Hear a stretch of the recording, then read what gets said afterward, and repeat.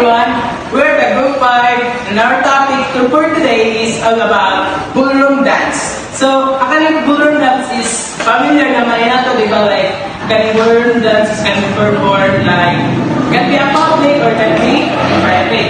So, let's proceed. Ballroom dance. Ballroom dance is a form of social dance that is performed as a form of exercise or done for personal enjoyment, recreation, and entertainment. So, ganito ng ballroom dance can be entertainment sa mga audience, mga mananabitaw, like, for example, mga ballroom dance, mga ballet, na mag-partner bitaw ng bahay o laki, like, sayo-sayo sila. It can be an entertainment, recreation, enjoyment sa mga audience na to. Second one, the term ballroom dancing is originated from the Latin word ballare, which means to dance. So, in the first place pa lang, or sa name pa lang sa dancing, which is ballroom dancing, which means to dance. So, matik, masayo-sayo na sila, like may mag-partner ba, lalaki. And ilang dancingan is unlike sa mga rock dito, mga parang mga dance nga ka nang mga sarana, tawagan ng mga mga pinaastig. Kani kay imuran just smooth bitaw, like partner ba and lucky, like paganahan na sila production feelings to create an enjoyment and entertainment sa ato ang mga audience. Ballroom dance is a beautiful form of art which is enjoyed not only in gatherings but also on stage, on film, and on television. So, kanito ballroom dance is diliran sa isang lugar. Makita rin na ito in television or can be live. Makita na sa mga stage yun ay mag-perform mga performers, like mag-gather ang mga tao dito, like may mga event on the gym, for example, nasa gym, then mag-gather ang mga tao para lang makakita sa mga ballroom dance which give the people entertainment and enjoyment nga katanaw. It becomes an integral part of physical education. Also, money, it can be a part of physical education kaya in dancing, ballroom dance is, we use our body in a movement, like, ma-flex ang atong body, ma-stretch in dancing, which is can also include in exercise activity. It taught in both public and private schools in the United States since the 19th century. Kanito ballroom dance is originated and since 19th century. It's taught bitudlo ko nito sa private or public schools sa United States in the 19th century. Tango became popular both in Europe and United States between 1910 and 1920 as a form of social dance. Kanito ng tango is isa sa popular both in Europe and United States between 1910 and 1920. So kanang tango is muna nila ka na isayo bitaw nga. Also, ballroom dance nga may pangalan ko na example sa ballroom dance nga, like the way how they dance, and that. The second one is rumba, conga, and samba became famous in Latin America in the 1930s. So, kani sila is usap ni sa sayaw nga ballroom dance nga it became famous, like mystical sa mga sayawa in the 1930s. And last is, another one is rock and roll, emerged in the middle of 1950s. So kami rock and roll din na ang ballroom dancing. Is emerged in middle 1950s na emerged na like musical kusida, like roll and rock and roll na dancing. And the last one is kanang common na nato karon, like wato na sa mga batankon, which is the disco dancing. So, familiar naman tayo disco, no? Like, magandungan ng mga tao, magandungan sila, like, ganan. It can be a crowded or can be a private na pag-perform. Ballroom dance involves two individuals who dance together with physical contact with one another.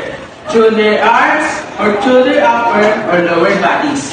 So, ganito ng ballroom dance is ma-perform niya to through our hands, like itong i-flex, ingana, then atong body, pwede natin i-shake, and pwede po, it can be on lower, like atong mga tiil, like how our, kung saan natin mag-tulog or whatever, ganun. Then, the amount of scope, physical contact applied in ballroom dancing varies according to the type of ballroom dances. That's that, ballroom dance. So, ang ballroom dancing ko no is ma-base na nimo, usapan nimo, how are you going to dance based na sa mga types of ballroom dance. Yung physical contact, one is able to communicate what's the next move will be his partner, who will turn into follow his lead. So, di ba mag-partner man kuan activity. And also, a ballroom dancing is both the individual performing a ballroom dance needs to follow a rhythmic pattern present in the music. They also have to be familiar with the various steps patterns in order to execute ballroom dancing. So, kailangan nila i-familiar lang steps para ma-execute nila ang dancing. So, let's have here the development of ballroom dance as a social dance. During the 14th and the mid-16th centuries, the early social dances involved professional dances which are characterized by subtitle. Relatively simple steps, these dances were danced by interactive couples or along lines of the dancers. So, as what I said earlier, na kailangan sila mga partner na magsaya o ma-perform sila nga singing.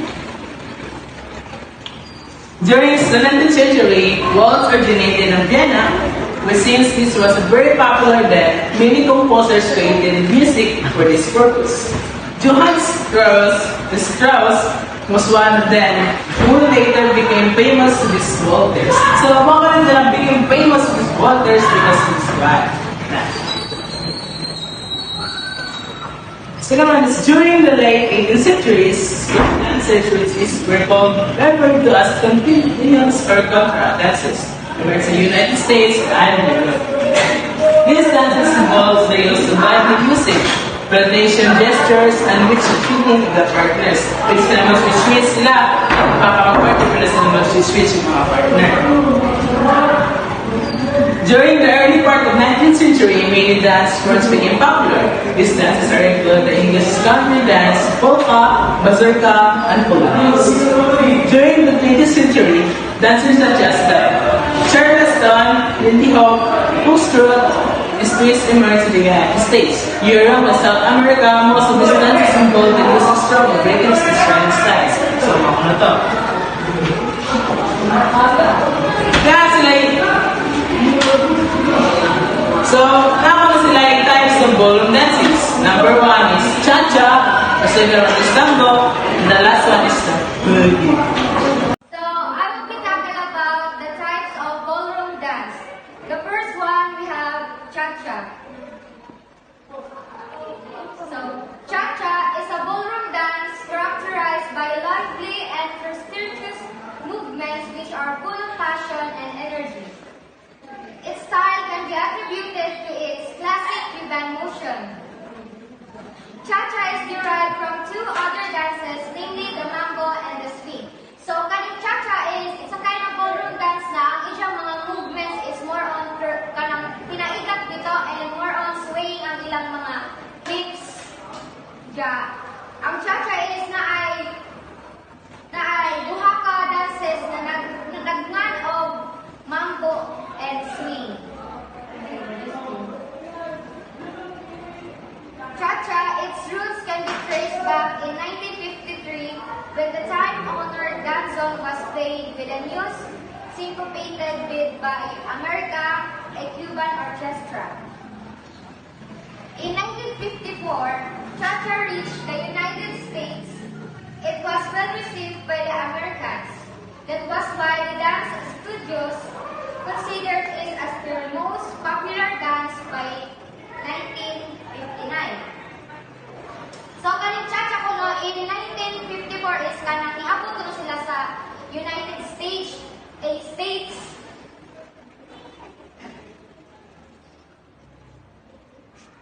So here are the basic steps pattern in cha-cha.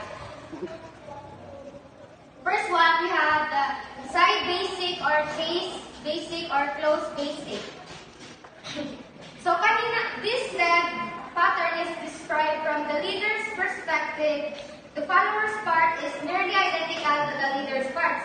So kaning side basic or chase basic or close basic is nag-describe ko na siya sa leader's perspective. However, the most obvious difference between the two is that the follower will take a backward drop when the leader takes a forward drop and vice versa. So, understandable naman na siguro na. So, ang basic step pattern sa cha-cha is nag-count of 2 to 3 cha-cha or 2 to 3, 4, and 1. The second one is rock step forward with the left foot. A rock step means to take one step forward while completely putting weight on the left foot without picking up or moving the trailing foot, then shifting way back completely onto the right foot.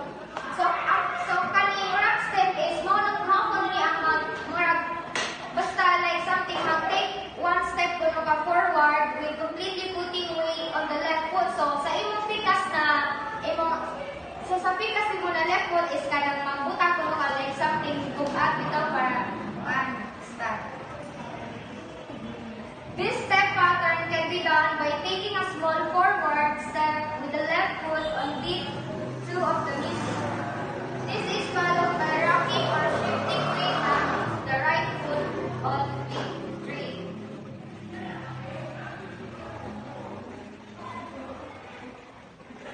The third one is chase to the left or cha-cha to the left. A chase means to take a step, then bring the feet together and put weight on the foot that just moved, then take a third step with the original foot. So, ang kaning chase ko na is kanang mag-take ko na kag-step ani, then imo ko nang idungan ang imong feet together and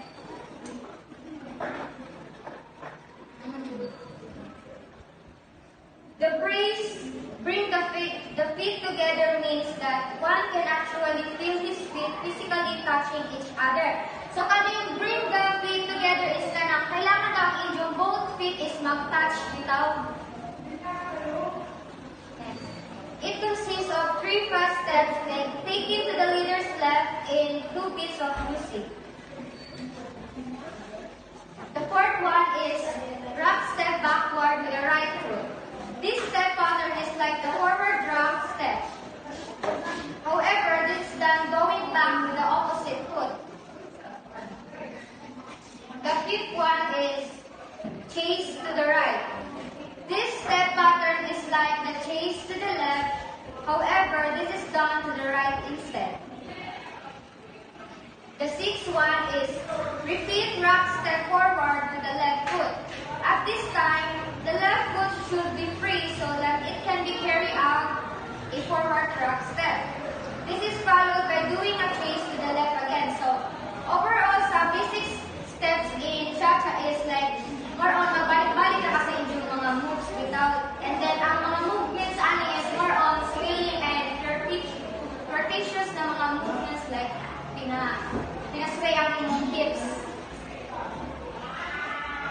So, let's move forward to tango.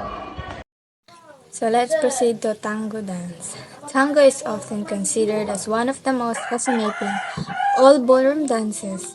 It also called baile con carte, which means dance with a variety of dramatic or artistic poses. So ang tango dance kuno is kanang also considered as one of the most fascinating of all ballroom dances. And it also called baile con carte, which means the dance with a variety of dramatic and used to be a solo dance that is performed by women during the early 19th century. This was called the Andalusian tango. So due to the flirtatious music, used as well as the very close upper body contact, it was considered an immoral dance. So, ang tango ko no is, due to the flirtatious music is kanang, ang mga music ko no is more on flirtatious, then kanang it's so very close kono ang body, like katong gibuhat nila ni Venice nga ilang gi-perform. Tango as a ballroom dance traces its roots in the Barrio de las Ranias in the lower class of Buenos Aires. Female performers wore full skirts. So ang baji ko no is magsuot sila sinina nga wore full skirts, while ang male performers wore cowboy clothing, including high boots and spurs. During the 1900s, tango reached Europe. Then it was during the winter of 1910 to 1911 when tango was popularized in New York. In 1921, Rodolfo Valentino, an Italian actor based in the United States, made a tango hit through the silent film entitled The Four Horsemen of the Apocalypse. So, si Rodolfo Valentino in 1921 he made a tango hit through the silent film entitled The Four Horsemen of the Apocalypse.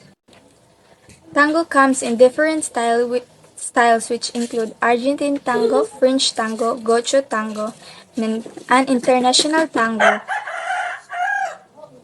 The combination of the most parts of each styles can be seen in American tango. Good morning, everyone. My name is Kevin Lily, and I'm gonna tackle about the steps of ballroom. So, first of all, let's tackle about tango close position, male. So, step pattern is step left forward in the line of direction of the left foot with the right toe in place. Ang counter anemia is 1 or 2 counts. Next, step right forward with the left toe in a place. Ang count niya ani is 3 to 4 counts only. Another step pattern is step left forward quickly, which is 1 count lang. Follow through the right foot with the step right and side quickly. Draw left slowly to the arc on the right foot, setting weight on the right slowly, which is 3 to 4 counts only. Use the close handhold throughout the execution of these steps. Number 2, which is tango close position, female. Ang baina. Step pattern niya ang ani is step right backward in the line of direction of the thigh with the left toe in place, which is 1 or 2 counts only. Next, step left backward in the right toe in a place, which is 3 to 4 only counts. Another step pattern is step right backward quickly, which is 1 count. Follow through the left and step the left side quickly, which is 2 counts. Draw the right slowly to the arc of the left foot, setting the weight on the left, which is 3 to 4 counts only.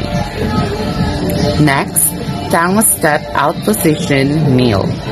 Tango dance na. Step pattern, facing on the line and direction in a close position, step diagonally forward to the left and the right. Ang count niya ani is 1 or 2 counts. Step right forward and across slowly. This is the step out position, which is 3 to 4 counts. Another following of step pattern, which is following through step forward and across into the close position quickly, which is 1 count only. Follow through the right and the step right and side quickly, which is 2 counts only. Draw the left slowly to the arc of the right foot and the weight remaining on the right. So, ang count niya ani is 3 or 4 only. Number 4, progress walk with the tango rocks, male. Step pattern is begin in a close body position with the step feet together. Step left forward with the heel of foot touching first on the floor to flat on the foot, which is 1 to 2 counts. Step right on the forward in the line of previous foot in the heel of the foot touching the first floor on the flat of foot, which is 1 or 2 counts record. Another step pattern, which is step feet forward or small step with the heel flat and heel of the previous foot releasing the floor as a left foot steps flat, which is 1 count only. Replace weight on the right or small step with the rocking motion of the foot without bringing the heel of the floor, 1 count only. Replace weight on the left foot, which is 1 or 2 count only.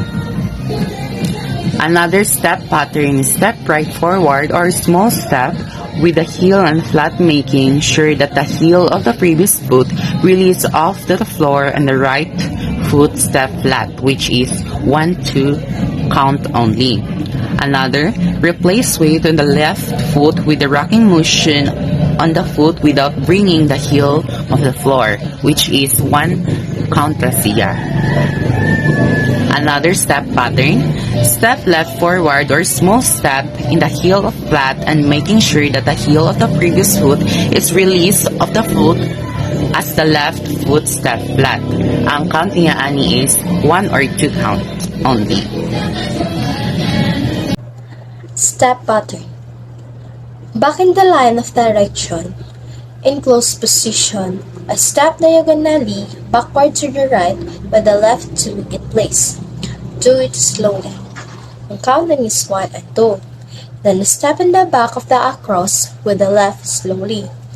Then this is the step out position. Ang count is 3 and 4. Following through, a step out and across with the right quickly. This is the close position. Ang count is 1. Following through with the left and step to the left side quickly. Ang count is 2. Draw the light slowly to the arc of the left foot with the width of the left. Do it slowly. Ang count is 3 and 4. Tango promenade for middle. Step pattern. Facing the line of direction. In promenade position. A step left sideways with the right 2 remaining in place. Do it slowly. Ang count is 1 and 2. Step the right across in front of the left. The right swinging the female into the close position toward the lines of direction slowly. Ang count is 3 and 4. Then, next is step left forward quickly. Count is 1. Then, follow through with the right foot and step to the right side quickly. Ang count is 1 gapon. Then, draw the left foot slowly to the arc of the right with the weight remaining on the right. Do this slowly. Ang count is 3 and 4. Tango promenade for female. Step up. Facing the line of direction in promenade position. A step right sideways with the left remaining in place. Do it slowly. The count is 1 and 2.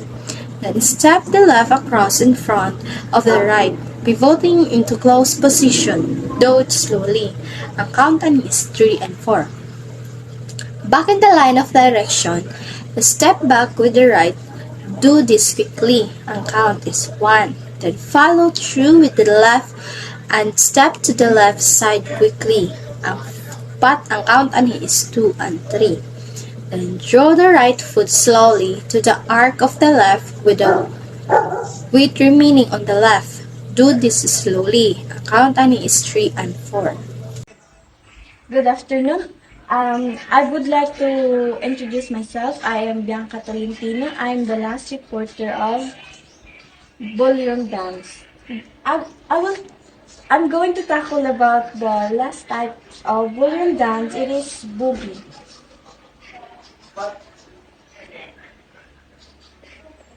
Boogie. Boogie is a ballroom dance in the form of swing. It is known in Europe as a boogie woogie. In the United States, it was called East Coast swing. Boogie was originally called barrel house dancing. Then, was known as a rock and roll during the 1950s. So, boogie daw it is called, kung ay tawag daw po kami din is, kanang East Coast swing. Sa Europe is known as boogie woogie. Boogie was first performed by the Whitest Landing Hoppers in 1938. The Hoppers danced it to a lesson in jive, a fast blues song when they were with another performer named Cab Calloway at Cotton Club Review. So, ang boogie daw was performed sa Whitest Landing Hoppers Pad 1938. The amount is a dance it to a lesson in the jive. Boogie is the best dance to rockabilly music. This was done by Elvis Presley, Carol Perkins, Jerry Lee Lewis, and other artists during their performances. Performers follow a step variation of 6 or 8 counts with sharp quick movements when dancing boogie. Boogie is presented as a lead dance and does not involve any choreography or acrobatic movement in competitions. Boogie can perform in slow-paced or fast-paced. Performers often move into East Coast swing, Hollywood style, and jitterbug is fast beats are used in dancing boogie.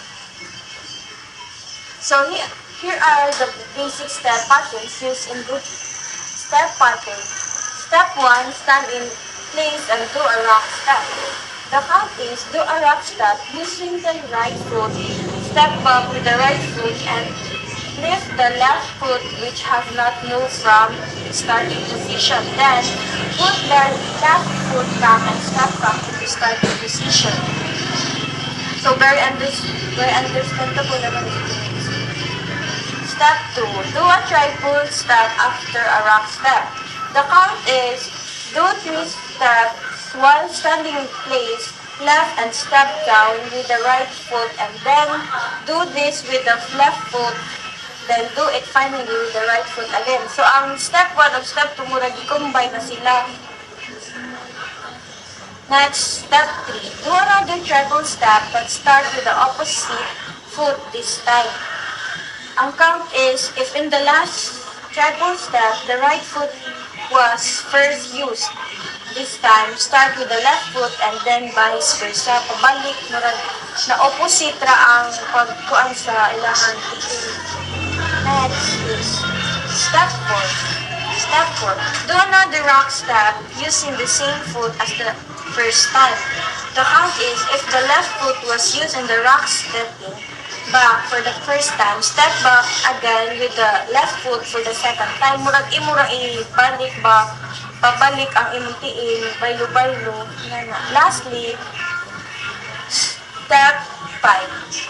Practice the basic sequence. So, the count is, do the rock step, 2 triple step, and then do another rock step and repeat. Ani nga step 5 na last is, murag imo nang i-combine tanan-tanan yung stepping mo na ni ang basic step.